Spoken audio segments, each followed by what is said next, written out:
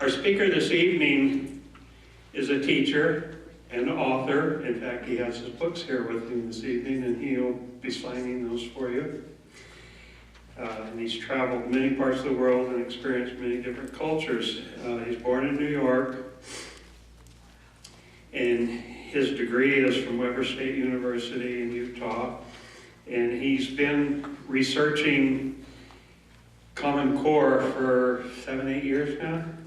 And it's an ongoing thing. He's still doing it. And we have a complete write-up on the front page of your bulletin there. So without any further ado, I would like to introduce Sinhue Noriega, our guest speaker.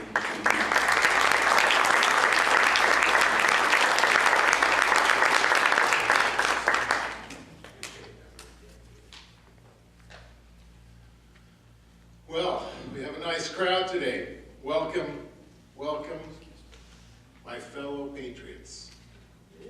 My fellow Patriots who love this country as I do. We unanimously love our Constitution together, don't we?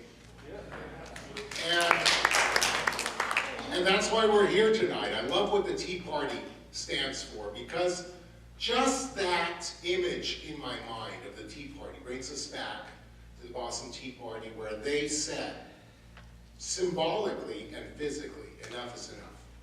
Enough is enough. We are going to take back our rights. That was about rights. It wasn't about taxation. It was about government overstepping its bounds. That's what it was about. And that's why we're here today. We're here today because we have a government unlike anything that has ever happened in the United States before. A government that has run away. A government that has decided by itself, without the voice of its people, that it is in supreme control. I am here to present a message to you, not only about the Common Core, but a wake-up call. And I'm sure a lot of you don't need that wake-up call. To give you a perspective of what is happening right now, and to confirm what you already know, because what you already know is true. This government has usurped power, has gone beyond its reaches that we have given it, and has become a government that wants to oppress us. And so I'm here tonight to present this message to you, because like you, I love the Constitution. And this is more than just thinking about, well, what can we do to help our country? This is about a patriotical duty that we have together. We have to stand up and take back what has been taken from us.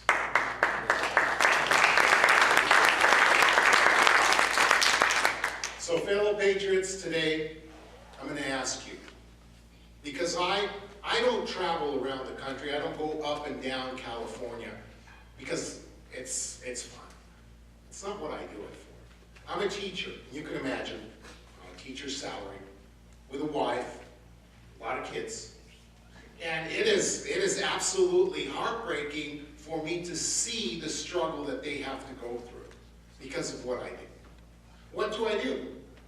I go around the country and I educate people. That's my job. Because I have discovered something more than just conspiracy theories. I have uncovered conspiracy fact. And I need to present that to each and every one of you. That is why I'm here. I'm not here because I want some political power. That's not what I'm here. I'm never going to run for office. I'm here because I love this country. And I want you to consider that for a moment. The people that are in power today, those bums that we've hired, are abusing you. They've taken over. They have decided to stop listening to you. And we need to do something about it. We need to kick them out. Hire some other people that are going to actually do the job for us. Because right now, we no longer have a republic. We no longer have a representative government. We now have a government that's in league with itself, with some henchmen from this new regime called the Obama administration. And they have decided that they will take over every single one of our liberties. So I'm not here to talk about simply about, well, I have some complaints. Maybe there's some things that are wrong. No. If that were the case, I would stay out of politics completely. I got into this 8 years ago as a teacher when I discovered something happening. I said to my wife, there's something strange happening, especially with education. I'm not sure what's going on. And then I asked her a question, and I'm sure she hates what she answered, because I gave her a choice. I said, do you want to just have our secure teaching job and stay put? Or will you allow me, will you be with me, will you be on my side, and will we investigate this? It may take a lot of sacrifice, but will you support me in investigating what's going on? She should have said no. But she said yes, and ever since, you don't want to be my wife. Moving every year, every other year, traveling up and down the country, losing tens of thousands of dollars out of my own pocket, out of her pocket. She can't buy goodies because we have to stop what's happening. But there's a reason why we're sacrificing what we are. This is not about my story. The reason is my son, your children, your grandchildren. Because when I discovered what truly was happening in this government, when I realized that this is something that's exploding, I decided to sacrifice myself for every wit that I had, because I had to do something about it. I had to do whatever it takes, sacrifice my career, sacrifice my comfort, my good life, in order to come and tell you to please stand up. Because now more than ever, can you imagine? I grew up in the 1980s. I was going to school. I look young, but I'm not. I'm 44 years old. Do I look 44 years old? Say no. But I'm 44 years old. When I was growing up, things were good. Life was good back in the 1980s. I mean, we had a couple of complaints, but my goodness, we had Reagan, right? Things were good. Did you ever imagine? I want to ask that again. Did you ever imagine it would come to this? If I list one thing for you, it's too much. I would still say, I would never imagine it would come to that. I would never imagine our own government, just 2 weeks ago, selling over our rights of treaty, my goodness sake. Do you hear about this? Our rights of treaty to who? The United Nations? Do you understand what just happened there? Let me back up and explain it to you, because it's unbelievable. Could you ever believe that we would be in a crisis situation where our own government is acting against us and taking our own rights away from us and now giving them over to a foreign entity? You do understand who the United Nations is, don't you? They're not the United States. They're the United Nations. Outside interests. The Constitution says that you and me have a right to defend against enemies, both foreign and domestic. We have an enemy today, ladies and gentlemen. That enemy is domestic. And before you know it, your grandchildren and your children are going to lose every single freedom that precious blood died and spilled their blood for. This is a unique time in the history of the United States. And when I used to talk last year and say we have a window, we don't have a window. I don't like to use that term anymore, window. We have a short period to reclaim what they have stolen from us. Because you will see an epoch so unlike anything you've ever imagined in the upcoming years. Just wait till this next election happens. It will be too late. You need to do something about it now. And this is the thing. It's not about writing letters to your congressman. If it was about writing letters to your congressman, didn't we just elect a whole bunch of congressmen? Didn't we? Didn't they just take over the majority of the Senate? And what did we do? Yahoo! Right? I don't see any smiles out there. I don't see any smiles. Something has happened to your representatives. You see, you Tea Party can help us. You can take back what was stolen. Those Republicans that went to office are no longer Republicans. They are the same as the Democrats. They have signed away in blood in secret meetings in the White House and have all unanimously sold your freedom. Let me give one example again. United Nations. Obama held them hostage. He said, I'm going to open up Iran. They're now our friends. Go ahead and build the bomb and blow us up. Well, these guys in Congress had signed themselves in blood already. They were already with Obama. But even they couldn't take it. Even they couldn't say, okay, we've already signed our rights over, so we'll let you go ahead and have us have this nuclear threat at our doorsteps. But they did. What did they do? We'll do anything. Please, Mr. King, take it away. What do you want us to do? I want you to give over your treaty power to the United Nations. And they spilled over themselves. In fact, they made this bill to say that they would have to have a supermajority to back that bill away. Supermajority. They can't even change their minds. I know I'm going a little bit ahead here, maybe over somebody's head. Let me explain that to you for a second. In other words, for us to stop Iran, the president held us in a back and said, you either give us your treaty power or I won't back off. And now you have Iran.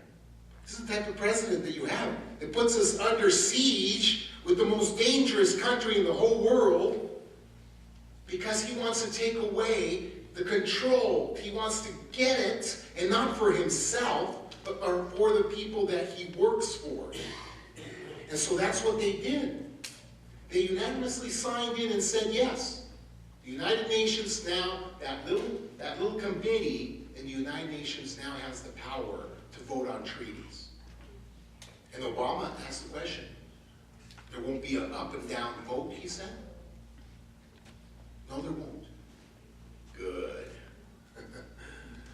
This is the first time in the history. I've never imagined that they would come to this. That one of our powers that belongs to the federal government, for goodness sake, to the House and to the Senate, is now in the hands of the United Nations. This is the first time this has happened ever since the history of the United States. We have a president that is now putting us under siege, and the only way he'll take us out of that is if we relinquish power to him.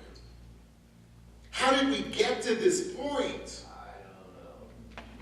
I don't know. How do we, it's unbelievable. I would admit, this is out of a movie. Yep. Out of the 80s, I used to watch these movies. You know, Inside Man taking over the country. Unbelievable.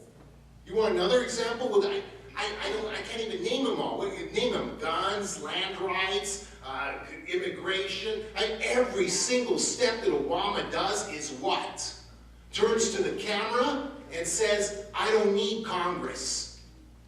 If you ever don't need a wake-up call, when your president looks to your face, American people, in the eye of the camera and says, I don't need Congress, I'll do it by myself.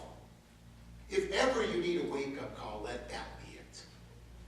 Because your president thinks he's king now, and he's getting away with it. And why? Because we're letting him.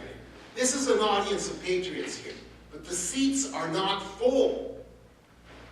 People, like I heard in the beginning, young people, are buying this stuff. They're thinking that it's okay. It's okay for our president to be doing this kind of thing. Because he gives them free stuff. Well, he gives them free stuff, definitely. Cell phones and this kind of thing, that's socialism, right? But beyond that, your founding fathers would be they are turning in their graves right now. Because right now, the Tea Party in Boston would be throwing the tea over. I don't see that. don't see that happening. Which one of you is going to organize something as a peaceful demonstration? We have lost valiant people. You know who valiant people were? Valiant people were like George Washington, that stood out there and had 17 bullets fired at him and still passed through unshaved. Valiant people are those founding fathers that were under oppression and gave their lives. They weren't out there signing, giving away their rights to their king. They were fighting their king. I'm not talking about take your gun, because it will come to that in a few years. Yes. Believe me, it will come to that. But before the precious blood of your children spills on the street, you have a small, and I'm not going to call it window because that's broken already. You have a small chance to rebel peacefully. Kick out those bums. Fire those people that are working illegal trades, breaking the law, and taking your rights away. You have a right now. You're not going to have that right soon. You're not going to be able to vote and take them out of office. You're not going to be able to have any kind of sessions that are emergency and let's pull this governor out of his seat. That's all going to be gone pretty soon. Right now you still have that right because they're breaking the law. How are they breaking the law? What do you mean, how are they breaking the law? They're breaking every law at a constitutional level and at a state level and at a local level. How did we get here? Let me start. Common Core. So we got here. That was the first law ever in the United States to bypass Congress. Ever. In the history of the whole United States, there had never been a law established in the land that bypassed the Senate, bypassed the House. They didn't vote. At the federal level, there had never been a national law established that bypassed your Senate. Why? Because the founding fathers set it up that way. They set it up so there could not be a king. We didn't want a king. We don't want somebody to create new laws. Executive order? Do you think that's a law? It's not a law. Read your Constitution. If you don't have one, ask me for one. I have a few copies in the back. The Constitution says that the executive, which is the president, executive branch, has the power to enforce the law. He can make bills, he can make laws that enforce existing laws. He has to enforce those laws. He can't just decide on new immigration policy.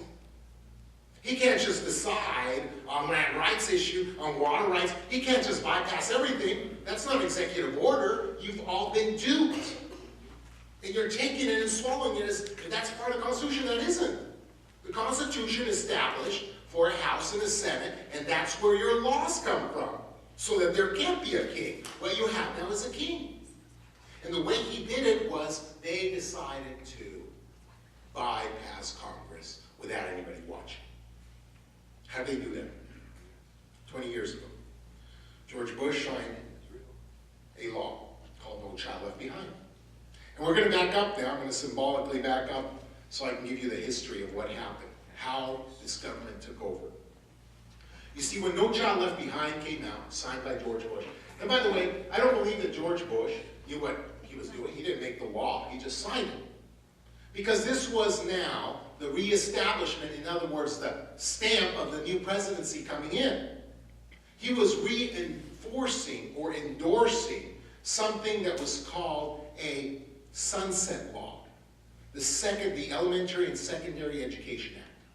The Elementary and Secondary Education Act established some laws to help those that couldn't help themselves. Had a doorway to come in and step through states in order for the federal government to give some money to the states and say, hey, we're going to help you by building these ramps outside, by making bathrooms accessible, etc., etc. That was what the Elementary and Secondary Education Act was all about back in the 1960s.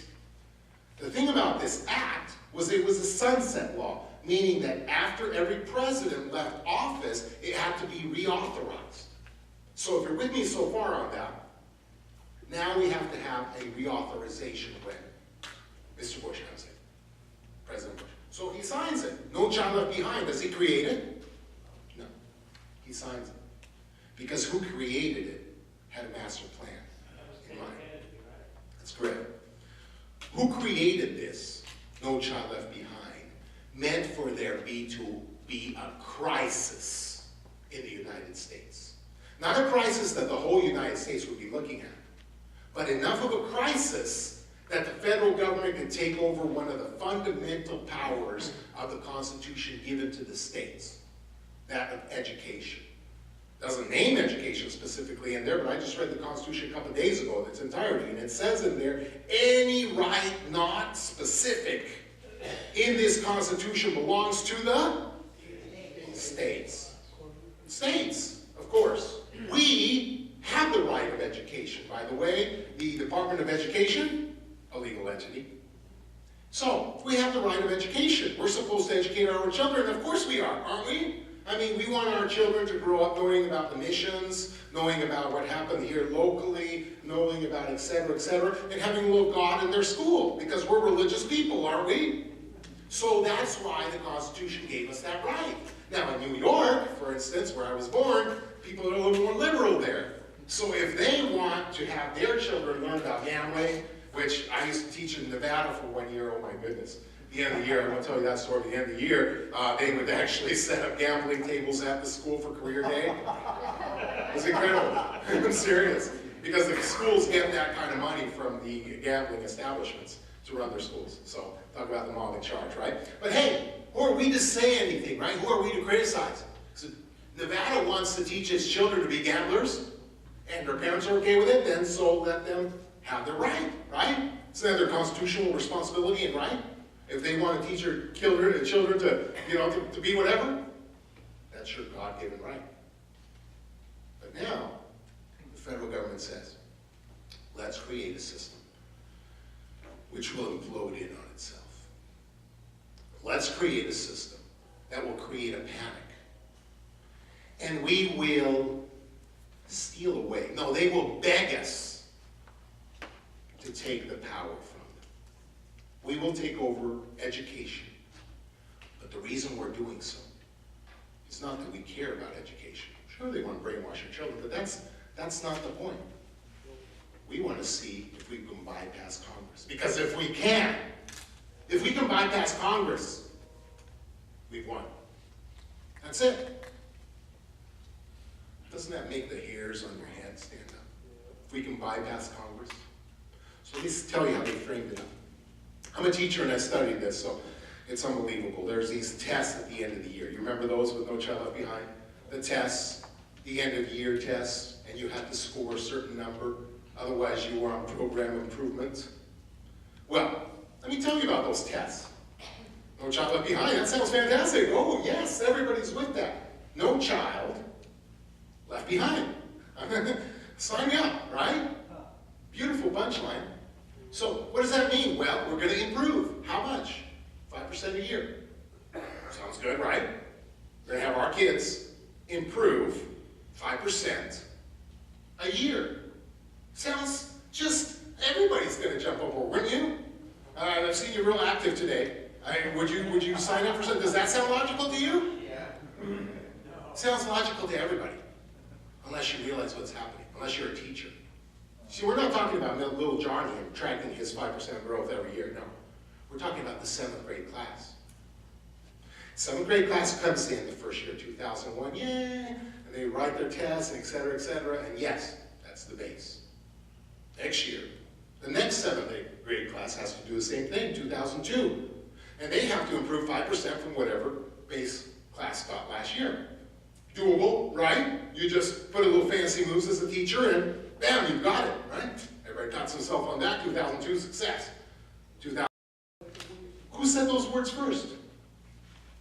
Opt out. Arnie Duncan. Opt out of No Child Left Behind. You see, that opt out form comes from them. If you sign that opt out form, you're basically giving a stamp to them saying, you know, this is legal, so I'm legally signing this document with my name, saying I'm asking permission, please, can my son not take your illegal test? Is that the way your founding fathers did it? You're being duped. There is no opt-out because there is no law. How about you walk out, for goodness sake? Grow a backbone and walk out. How about you tell your kid that he's not going to take that test because it's illegal and have him walk out? How about you get your parents and organizations together and actually go to your superintendents and demand that they don't impose Common Core because it's illegal? And how about you tell them to show you the documents where anybody, including your representatives, have voted Common Core in? How about you do that? Because that takes some courage. That takes some discomfort. And I see a lot of you cringing in your seats because that actually is going to work. My goodness sake. Who are you asking permission from? You are being duped. You have a government that is vicious, a government that is ready to take your head off, and you're negotiating? Ladies and gentlemen, you do not negotiate with vipers. Vipers are deadly and venomous. Their only objective is to kill you. They're not going to be your friend. They're not going to sit at a table. If you hold a viper and hold it up, what's it going to do? It's going to bite you. You don't ask it for permission. You don't say, okay, let's sit down at a table and reason this out. Can we talk? Can we have a conference?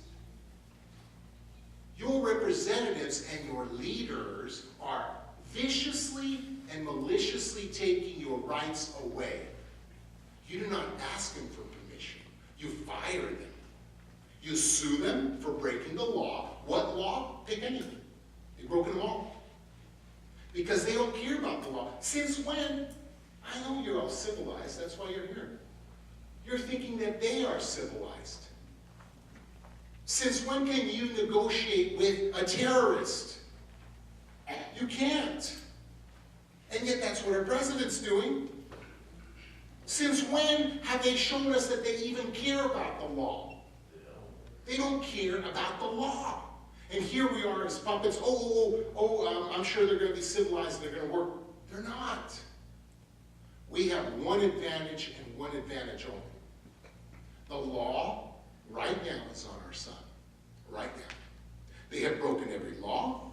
They have bypassed Constitution at a state and federal level. They have maliciously usurped the money and spent it where they should. How are they funding Common Core, by the way? They gave them a big check from the federal government? No. They're spending it out of the state coffers. You and I are paying for it. That's how they're training the teachers to proctor the exam, and etc. That's illegal. These guys don't care. Throw it all into one coffer and we'll spend the money from there. Nobody will even think twice because what do we do? Let them do it. We trust them. Because we trust them. Who would harm our children? Right? Who would harm our children? We trust them. Our teachers would never do that. Your teachers have no clue what's going on. Our principals would never do that. Every principal I've ever talked to says the same thing. I'm sorry, Mr. Noriega, I can't do anything. I'm just a pawn at the bottom of this big. Superintendents have a clue. They're getting the fancy houses. They're getting the $400,000 a year jobs. And they are not doing this with good intent. My final plea with you today before I take questions. Please, wake up. Your elections are coming up, but they're already rigged. Start doing something now. Start looking for good people to put in front of you to represent you, people with morals and dignity and honor. You can smell those people a mile away. And start taking these evil men and women that you still have power because you are the citizens of this beautiful nation. Start taking them out of power. Don't negotiate with them. They're vipers. They will lie through their teeth, and as soon as they can bite you, they will. They will stall you until you have no other opportunity but to bow to them. Because in the end, that's what they want. They don't want every knee shall bow to him. they want you to bow to them. Please save our country. That is my plea to you. I beg you. Any questions?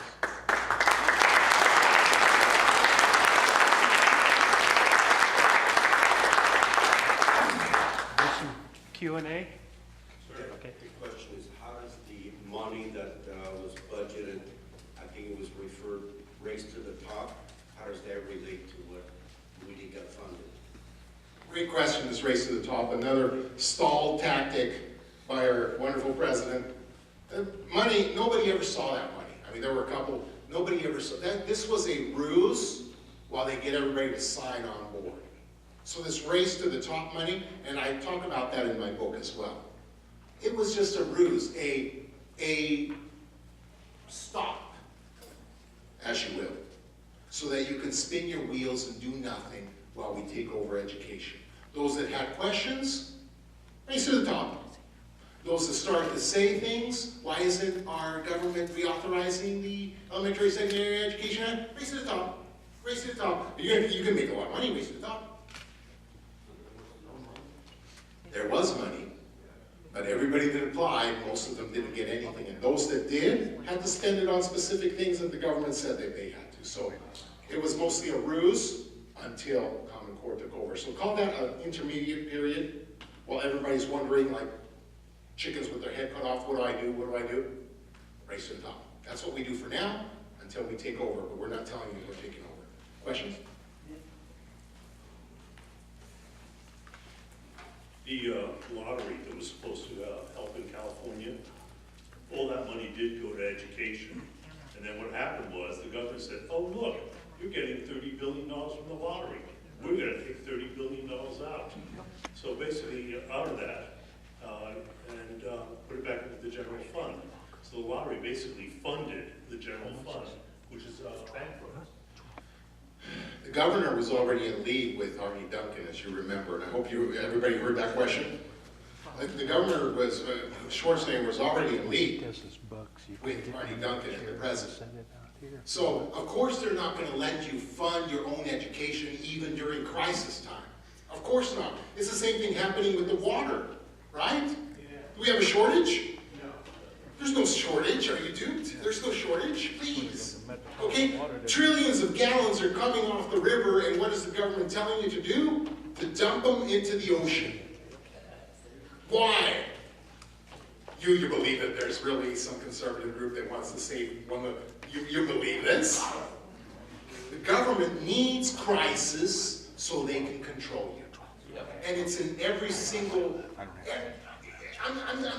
it's outstanding how everything ties into Common Core, because everything they've done to take over, they did it the same way that they took over Common Core. So great question, by the way. But there is no crisis other than what the government has already made. Any change for you? Earlier you asked a question, how did our country get to where it is now? How Take come money, we got so many take credit cards and debit cards. There's three things that I think can answer that question. First off, our country decided they did not need God no more. So they put God in the closet. So now who do we have? We have Lucifer. Second thing, arrogance. Third thing, pride. Beautiful, beautiful statement. In my classroom, there's no Obama picture, but I want to take you back to Castro because I have a good friend that came from Cuba. In fact, he's been on the radio with me several times. But this good friend of mine, Raul Evia, he spoke of a country, Cuba, that used to be God-loving. And instead of Jesus Christ and the cross that used to be on every classroom, Fidel Castro came in, took the cross off, and put his own image there. Walk into every classroom, what do you see? Obama. Put any history tape in, anything at all to teach the children. Who gives the introduction? Obama. It's scary because you're not in the classroom. He is our God. In fact, the Common Core tears, I always go to Common Core trainings because I want to know what's going on. Last training I went to, Common Core has tiers. One of them is to eliminate deity, eliminate God. The other one is similar, eliminate any feeling. Now, I teach literature in Spanish, so you can imagine that. They're always sitting there trying to edit out, censor God. Remember how censoring they used to scream how it was so bad, etc., never censor anything? Now it's the opposite. Oh, that's starting to get scary. I'm making my hairs stand up. Now let's cross out the mention of God in our textbooks. So it's incredible. I sit there at the district level and I smile because they are constantly, well, what poem are we going to use? And finally they come up with one. Here's a great poem by this classic man, and he doesn't mention God, so that we'll put that on the test. And I, as a major in Spanish literature, look at them and say, did you notice that the whole poem is shaped as a symbol of a cross? And then they go, oh, I guess we can't use that either. You know, it's incredible. They want to take out God out of everything, but questions? Questions? That's all the questions you have? Oh yes, one in the back.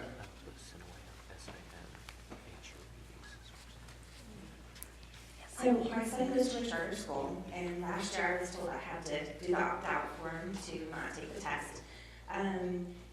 This year I'm being threatened. It was suggested that I send him to another school, and I'm not interested in going to another school. How do I approach this year? Wonderful question. Wonderful question, Jennifer. Charter schools, I've worked with them for years because I wanted to find out what was happening. First of all, charter schools are not private schools. We were all duped. It's a government organization. What they do is simply this. Oh, you don't like public education.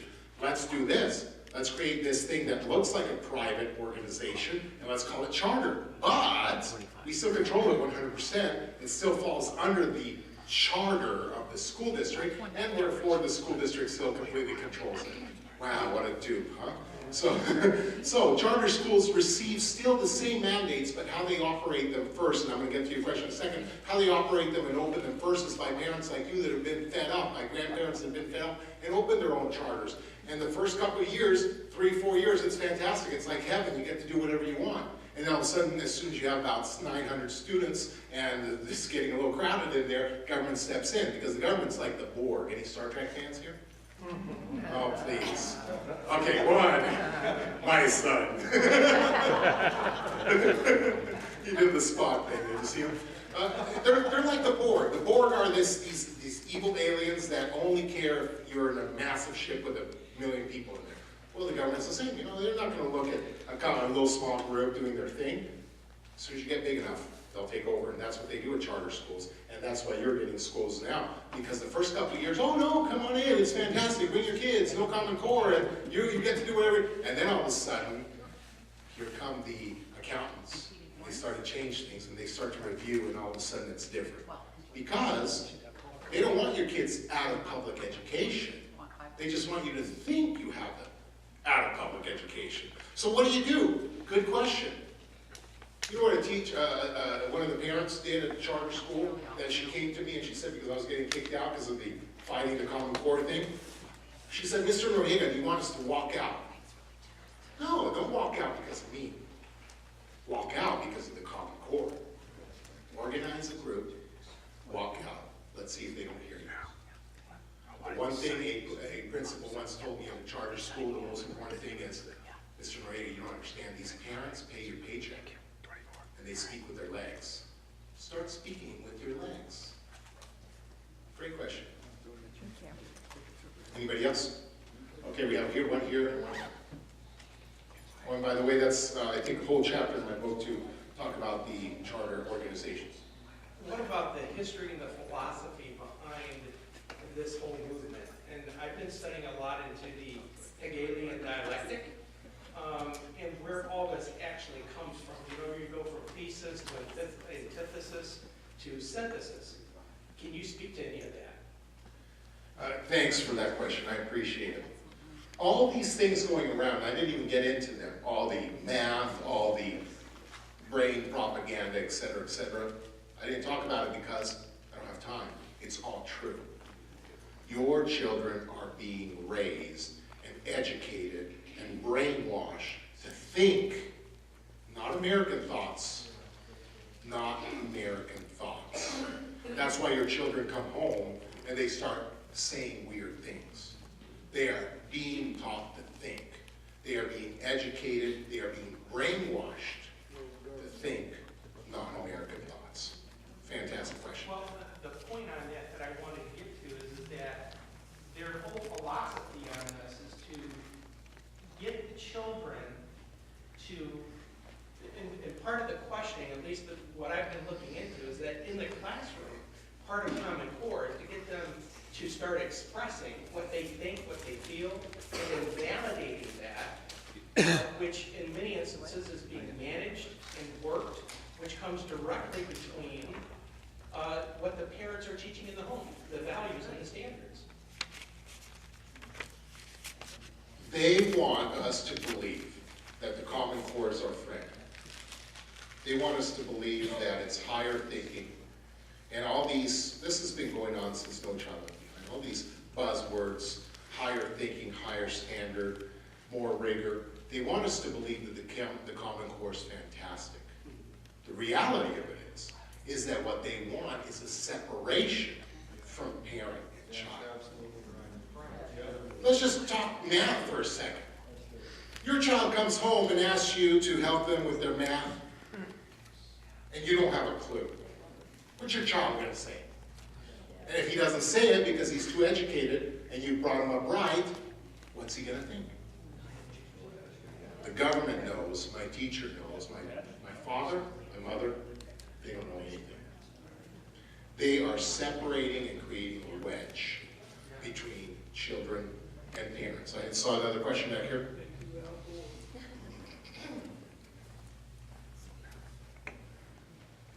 You know, my issue is as a grandparent, I only have so much influence over what's happening with my grandchildren. Basically, their parents are responsible. Can I go over their head and throw a fit? Yeah, but they're telling my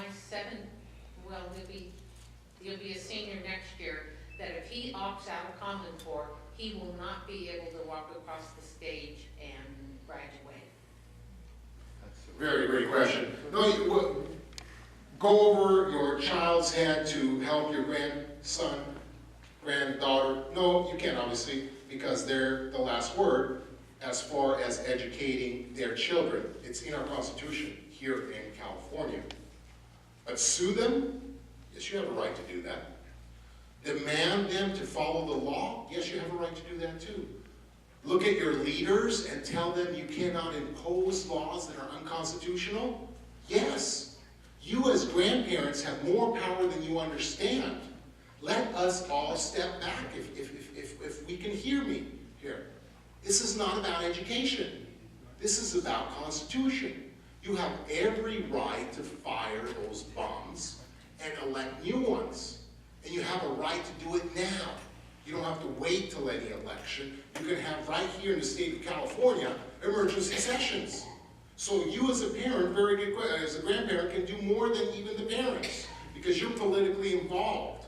You know the Constitution. You know the laws. You know what to do. You can see who's breaking what laws, and you can start putting pressure as far as lawsuits, as far as district attorneys are involved, because they are actually breaking the law. Discover what monies they have spent, where they have spent those monies. You will find that they, once they know that you know they spent money illegally, will start banging for you because that's a 20-year sentence.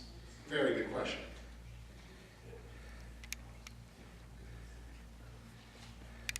What kind of power do private schools and parochial schools have for Common Core? Beautiful question. You think private institutions are friends to the dictatorship government that we have now? There's a thing called 501c. Beautiful thing. Even this church has it. 501c. See, the government was smart. They planned this a long time ago. As long as you're in that 501c and even take $1 from the federal government, they've got you.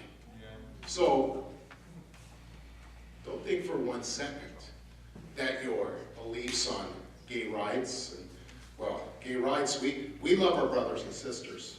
I just don't want to see that in a textbook and telling my son that he has, hey, maybe you're homosexual at the age of 11. You know what they're cheering about in my, not high school, junior high? Gay club. And they're parading the people that are at 11? Excuse me, at 11, I like girls, but I couldn't even approach them at 11. And less of all, be thinking about sexuality. I'm not mature enough at 11. If if anybody is going to decide their sexual course, it should be when they are mature enough. It shouldn't be crammed down their throats by some counselor saying, oh, you're crying, or have you considered maybe you're gay? So if you think for a minute that this government is friendly to private, private is the enemy, and that's why they invented 501c. Great question. There was one more. Let me go here. You made reference to get behind honest candidates, and I'm not sure that by the time election rolls around that we will have already lost all of our control. Great question. You have already lost all your control. I'm not saying you haven't. You're exactly right. You've lost it all, and you need to fire those bums that have stolen it from you right now and replace them with good bums. Because, you know, it's a little hard to say who's going to be corrupt in the end and who's not. Well, how do you say it? How do you find out? Well, you start to pray a lot, don't you? And you start to see their fruits, and you go by that. And then you just have faith. Faith because our Heavenly Father has given us an opportunity to save this country. But you have to act now and act fast, because you're right. If you wait for the elections, you will wait too long. Anybody else? Okay.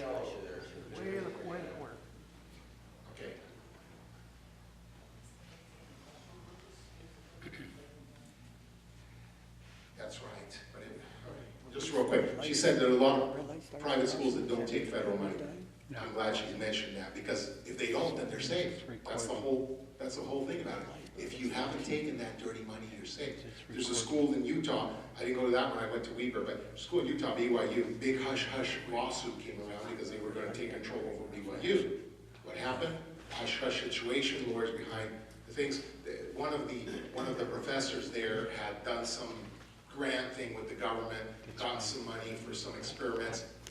Luckily, with all the lawyers they had, they realized that that was outside the campus.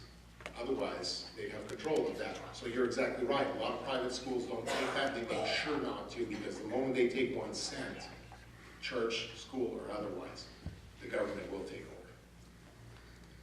I don't know if you've heard about AB 47. It's an assembly bill that passed last year that basically has to do with the government redefining what a misdemeanor and a felony is. Keeps people out of prison, releases a lot of people out of prison, ties into the whole AB 109 prison realignment thing, and it's a bunch of garbage. But about a week or a couple days before the voting for that came out, I got a phone call that was from somebody. I guess they were separate from yes or no for it, but they were saying that it's kind of like the lottery, that the money that they're going to save from keeping people out of prison is going to go to the schools, just like the money from the lottery is going to go to the schools, and the money from this is going to go to the schools. I know I'm pretty positive I'm right that the money didn't go to the schools. And that's the ruse, isn't it? Again, remember, you have to understand it's not about education, it's about government control. We have enough money to run our own schools. We always have. We don't need the government. That's the whole point.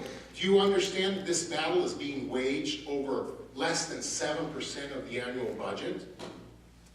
The education budget, 7%, that's it. The government is not supposed to be paying for all of your school. 7%, that's it. We don't need that money. We've always gotten along well without that money. And you know why we don't have an affluence of money here in California? Well, we do. But you know why? Ties into everything else. Government took over your lands. Look at a land right map, for goodness sake, on the internet. It's all owned by the government. It's all red. You own almost nothing. All the eastern states like New York, they own their land. They have their land rights. They don't have any of these national lands. And almost half of California is owned by the federal government. You can pay for everything that you need to pay for in California and have left over. The government doesn't want you to pay for it. In fact, they're taking all that money and saying to you, ooh, we're going to give you some back. Again, they don't own you. They just are making you think that they do. Let's get one more. One more, and then that's it. It always goes a little over because of the I just want to know, I want to ask why the government is buying up all this land or taking over all this property. What's the Agenda 21. I have a good friend named Bundy. In fact, we were at a conference about 6 months ago, and he explains the land right issue better than I do, but I can explain it to you. The government is going in and taking over all the land illegally. That's what the big confrontation with Bundy and his ranch in Nevada, that's why it happened. Now, I had a conversation with Bundy myself, and he actually presented to a small group of his friends in a backyard, and I took a video of that. So if you want to go to my website, which is repealthecommoncore.com or mrnoriega.com, you can actually see Bundy's son, Ammon, speak to a small group of us and explain exactly what happened at his dad's ranch and explain the whole fight over the land's right issues and why it's happening, et cetera, et cetera. But the short answer to that is, if the government controls your lands, the government controls it all. These are California lands, and yet the government is controlling those illegally as well. Great question. I'll finish up with this. I think that was the last question. Can we take one more? One more, and then I'll do a closing statement. You know, if I've heard you correctly tonight, you're saying that Common Core is not only not necessarily educating our children with what they need to know in terms of reading, writing, and arithmetic, but they're actually changing the way that our children are thinking. And as we mentioned earlier, in particular, how they're relating to us as parents. And not only that, if I hear you correctly, with this opt-out inference, this process has changed how we as parents are thinking and relating to our children. And that's what I'd like you to speak with and close out with, because that's what needs to change. It is. It's our attitude that needs to change, and he's absolutely right. They've changed our way of thinking. They've duped us into thinking that we need to ask them for permission with their forms to do what we have a right to do from the beginning, which is decide what happens to our children. If you want to know scarier thoughts about what is exactly being taught and the effects of that teaching to our children, go to my website. I have a video where I'm interviewing my son after he takes the test. I only let him take the test one time. He was supposed to videotape it for me and only managed to videotape one little section. But this year, when I'm asking students what happens as a result of that test, they confirm what he says. In my classes, I frankly talk to the students, and it's not all of them because there are 2 tests. There's a B and an A. And if your son happens to have, or daughter happens to have the B one, they will experience things like lights and sounds in their headphones and disorientation and such. So there are very scary things happening with your children, just like behind the Iron Curtain. And it is evil as much as you could possibly imagine and more. And I am behind the scenes. And again, I remind you, I am here to beg you, please stand up. I wrote my book not because I wanted to make a lot of money. I would rather write science fiction. I wrote my book because I needed to inform you, everything that I have informed you today. What is happening, because education, knowledge is power. I give you my links, where to go to find out from the mouth of the devil himself what they talk about Common Core, what they think about it. They say that we are following after a Western European ideology. It's on their website. I thought this was America, not Western Europeans. I haven't made a dime off of this. In fact, this is $12. That's what I get it for. $12. And I'm not here to sell you a book. My goodness, I've already spent thousands and tens of thousands. If you can't afford one of these, you can't leave without one. I'll give you one. I'll buy you one. And if you need one for your daughter, I'll buy you one for them. Don't leave here without one of these. I'll buy it for you. But I need you to know that you need to do something about it. You have gotten this opportunity, and you have gotten it from somebody that's doing it for something other than selfish interest. I'm a teacher, and I'm not safe. I'm doing it for my son, and and I want you to do it for your children. Do it for your children. I'm going to be in the back signing books again. If you want two, you can afford one, but you can't afford one for your daughter. I'll give one for your daughter as well. Take two. All right, we'll see you in the back.